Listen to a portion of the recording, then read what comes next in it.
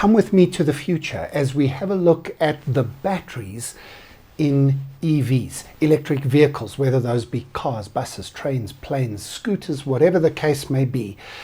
Batteries in the future are going to look very different than they do now. My name's Graeme and this is Throw Forward Thursday. And in the very near future, we are going to see remarkable advances in battery technology, including using new materials that allow us to have batteries with a much longer battery life, with much more powerful batteries that are also lighter and easy to use. These are some of the complaints about existing batteries, and therefore complaints about existing EVs, that they don't have enough range, that it takes too long to recharge them, and that the batteries are too heavy and expensive.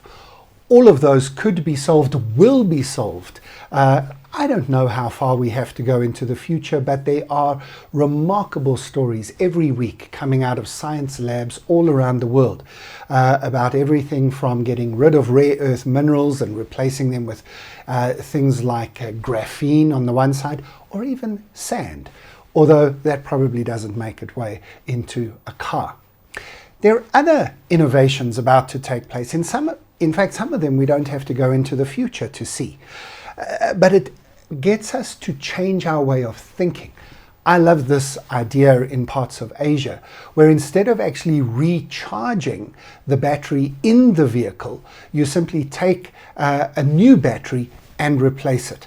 The old battery, or the used up battery, gets recharged while you are out and about, and when you get back you swap it back again. And as you can see in the picture, it's even done on a public basis where you basically don't own the battery, you just swap it out whenever you need it.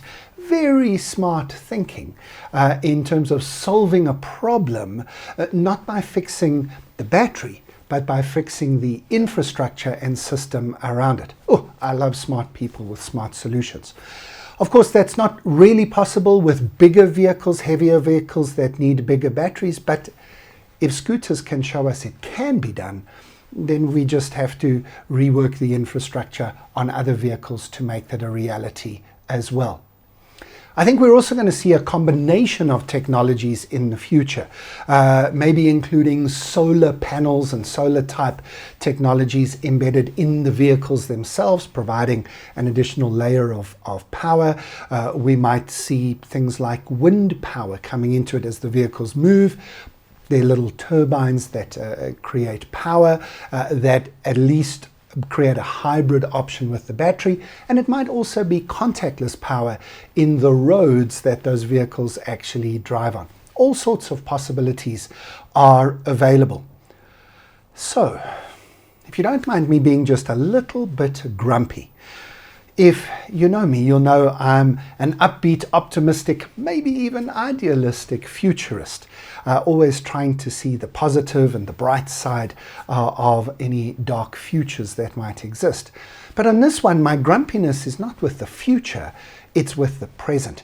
You see, energy is something I follow quite closely, and I get a lot of news articles in my news feed just moaning about batteries, but moaning in a way where the journalists who write the stories kind of sound as if they don't think any solutions are ever possible.